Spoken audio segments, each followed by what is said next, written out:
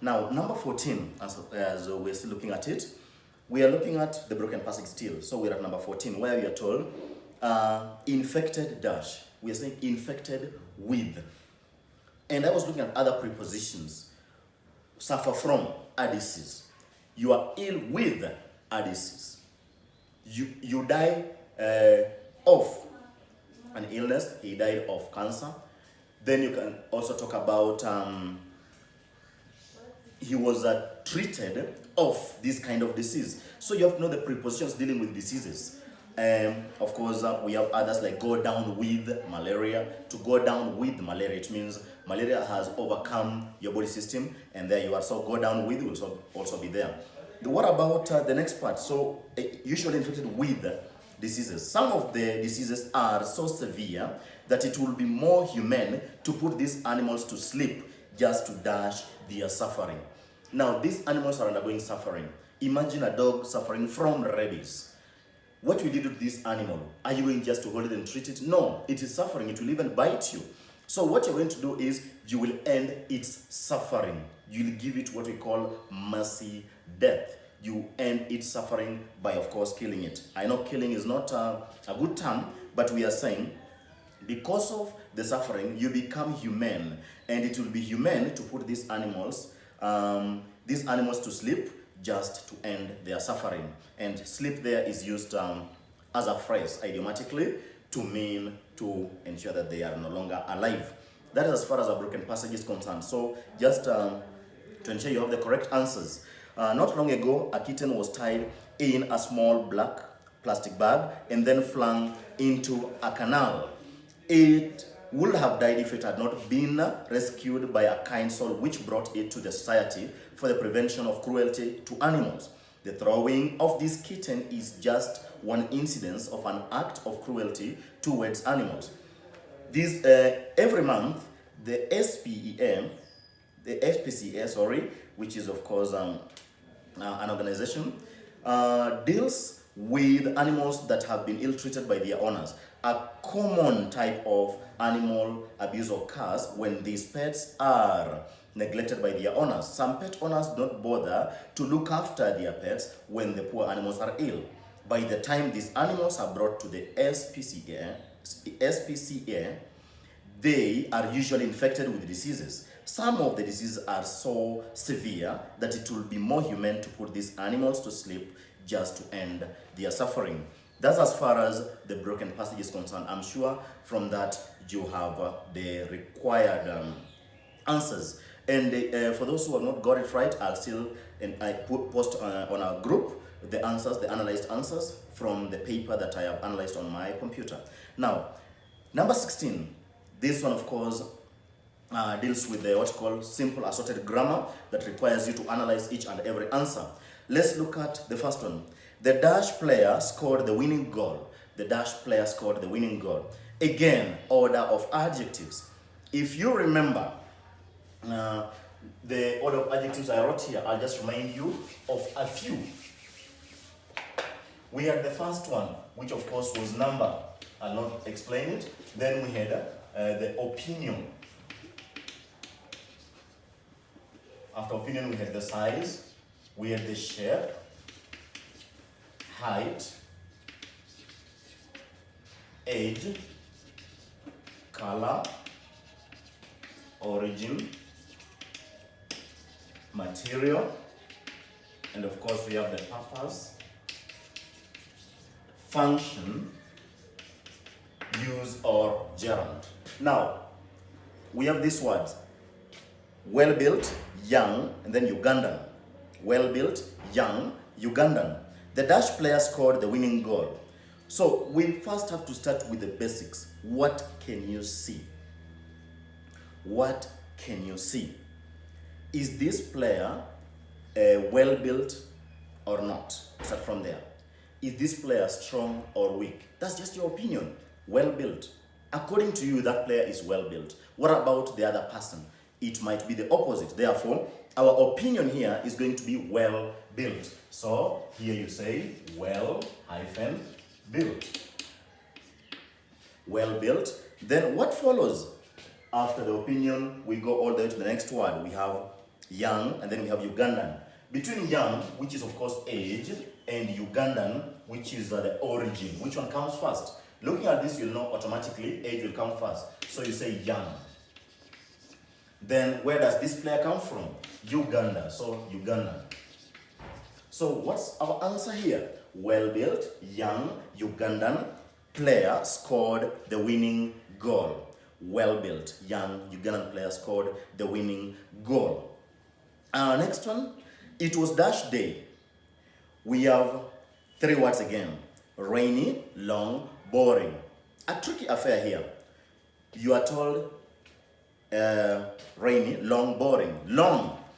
Long, are we referring to the size here or the height? No. When you say I had a long day, you don't mean the day had more hours than any other day. You mean the day was not very pleasant. Therefore, when you are handling such a question, be informed. Long day, long will go to opinion and not the height. Therefore, automatically, we will start with the word long, which is opinion. Then after long, we have the day is boring. It was long, meaning it was not pleasant. And then it was boring. And then, of course, lastly, rainy. All these words, they'll go beyond the basic rules of order of adjectives. Long, boring, rainy. Where do you put rainy? Here. It's not material. It's not opinion. It's not age, not height, not purpose. So here it goes beyond the rules of order of adjectives. You have to take interest in studying order of adjectives for you really to get such a question. And therefore the right answer will be long, boring, rainy, day. That is as far as number 17 is concerned. Look at other questions in KCPE booklets, of course, of the same type, and of course, it will help you a lot. We'll go to the next number, which deals, of course, is dealing with direct and indirect speech. Here, we have the question, what are you doing? Mwema asked Jen. What are you doing? Mwema asked Jen. So we have the reporting part. Mwema asked Jen. That's the reporting verb there is asked.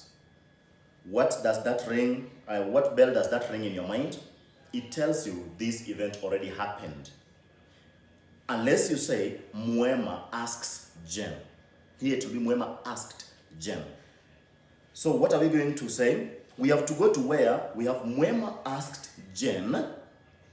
And because it has already passed, you say, what she was doing. Mwema asked Jen. That's past tense. What she was doing. What if it was Mwema asks Jen?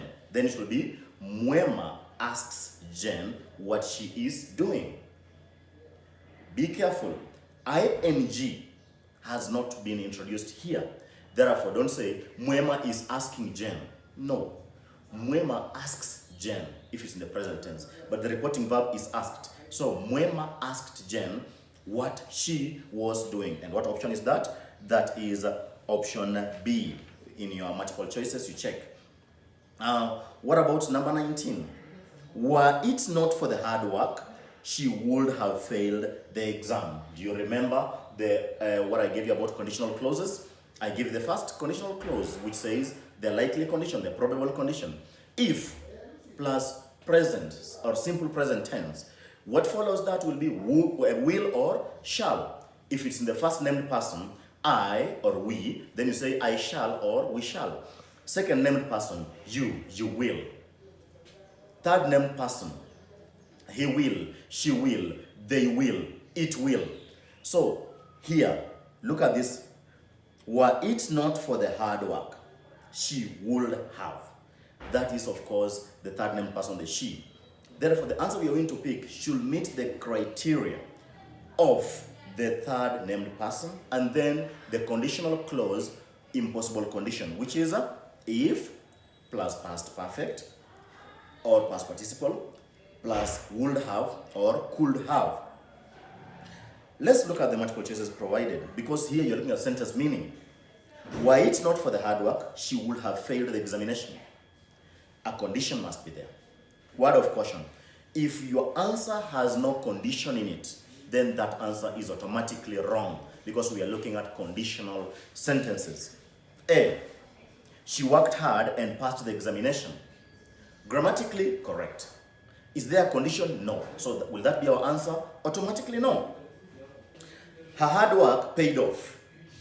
She worked hard, it paid off. Is there a condition there? No. You're just stating it. Her hard work paid off. You're telling someone, why did she pass? Her hard work paid off. So there's no condition there. Again, it looks like the answer. It looks correct, but is it what the examiner wants?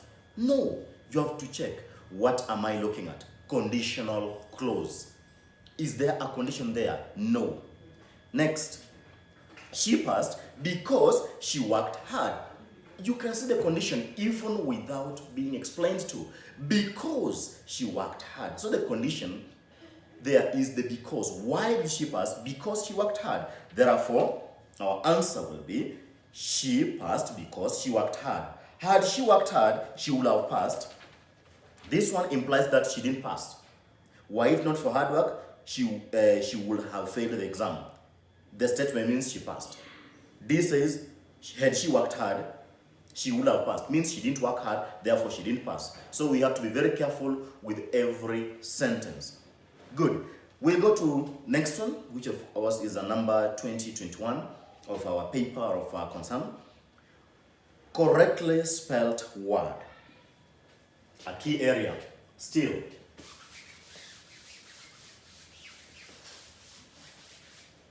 Correctly spelled word. Yesterday we looked at vocabulary. Vocabulary ranges from synonyms, antonyms, spellings, and so on. And then look at this. The first word, superintendent. This is how it has been written.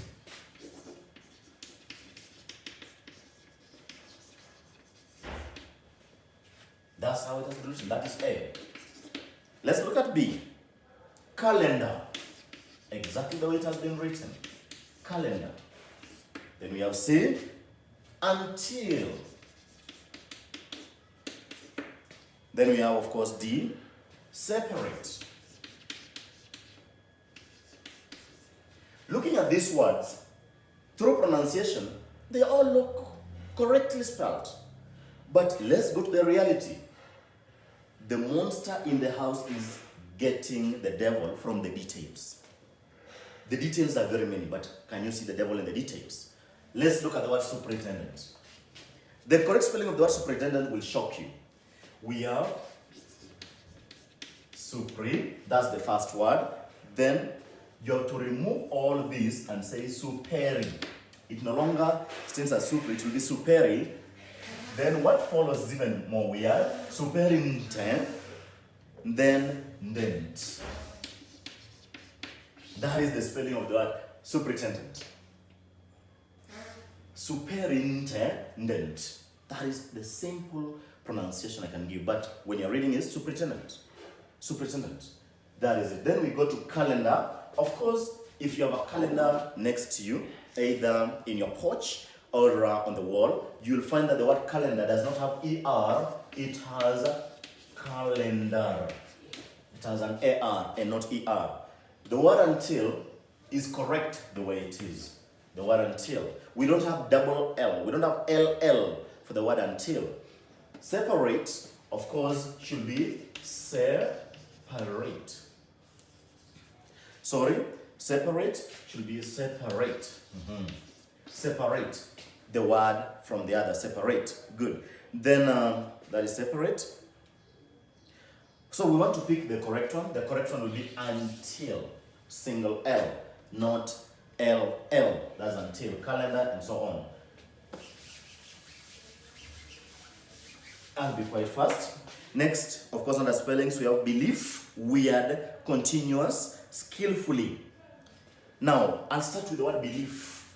The way it has been written is belief.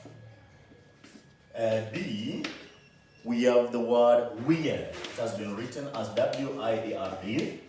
Then we have C, which is a continuous. It has written the normal writing that most pupils write, continuous, like that. And lastly, D, we have skillfully. Skillfully, double L, then double L again. Although we don't have anything like double L, it's LL, LL. Good. Now, looking at these words again, they all look right. But we want to see what is this part that we can't see? For instance, let's start with the word skillfully. The only mistake here is LL on the word skill. So you write skill with a single L, then fully, double L. Continuous is continuous, but once you reach N, it is U or US. Continuous, U or US. Weird, you just change one letter, W-E-I-R-D. So here, I was the problem. Belief is the correctly spelled. Belief. B-E-L-I-E-F, belief. That is the correct answer for that number. That is letter number A. Then we go to number 22, which says, in question 22, choose the opposite of the underlined word. I promised yesterday to look at antonyms, and here they are. We remained united to the end of the season. Opposite of united. Opposite of united. Of course, if you are a lover of the Queen's language, you will say united we stand, dash we fall. That gives you the opposite automatically. So united, opposite will be divided.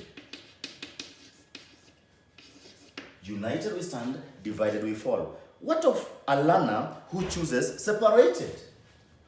The learner says separated. Now separated, the opposite of separated will not be united. No, it will be either gathered, you gather or you separate. So separate or you join. We have join. Joined. You join or separate. In fact, the most probable answer here should be joined. Gather will have another which is scatter. So joined becomes the opposite of separated. Joined. They are either joined or they are separated. For instance, there are those twins who we call them co-joined twins, where they were separated by the doctor. The doctors, of course, in various hospitals. Now, so what's our answer? United, divided. United we stand, divided we fall. Good. Then we have undecided as also an option there. Undecided, of course, the opposite of undecided is decided. With the prefix "un," you shouldn't have a problem with that. But we have another word. We have polite. Polite. Polite has two opposites. One with a prefix and one without. The first opposite of polite, if you are not polite, then you are impolite. And if you are impolite, then you are cruel. So, impolite, we are cruel. You're not polite, you're impolite. Good. Then we have, some people also say when you're mean, you're not polite. There are other words that will come by, but mean goes with generous. Opposite of generous is mean, and so on and so on. And there are other words that will, of course, will go with the opposite of polite. We have cruel, we have, some will say mean, we have more and more that once I remember, I'll write them there. Good. Then we go to the next number. So what's the answer for number 22? The answer is divided. United, divided. Then number 23. They were given a cold reception. Cold reception. You are receiving someone. When you say cold, we don't mean you poured cold water on them. No. We don't mean the weather was cold. No. We are referring to the atmosphere. The atmosphere that they were given. So, cold reception. Just go direct to the opposite of cold. It's warm reception. Warm reception.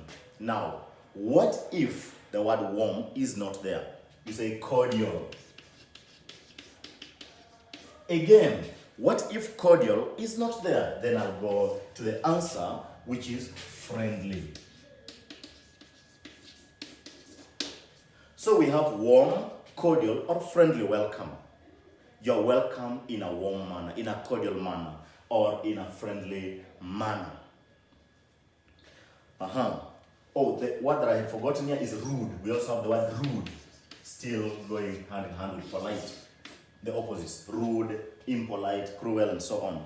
But the key ones you have to look at is rude and impolite. Cruel, this one means acting in a bad way, and it will go with the kind. You're either kind or you're cruel. So kind and cruel go together. Rude and impolite will go with polite.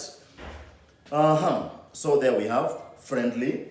That's the opposite of cold, or warm, opposite of cold, or cordial. Last but not least, as playful as a dash. Here we're looking at similes. Similes look easy to the eye, but when it comes to answering, can we really get the right answer? Automatically, someone must have shouted somewhere, as playful as a kitten. Yes, what if the word kitten is not there? We have lamb, as playful as a lamb. What if the word lamb is not there? Then here, you have to look for things like calf. Imagine a calf left in the field. What does it do? Especially one which has just been fed or has just suckled some milk. It will keep jumping up and down, even when there's nothing to jump about. So the simile there is as playful as a calf, kitten, or lamb. Then we have once beaten dash.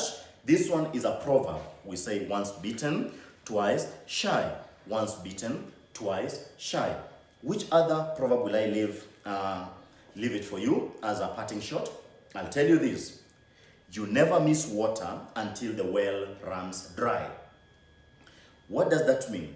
When the well has water, nobody bothers to protect the well, to go and get water and save for the future.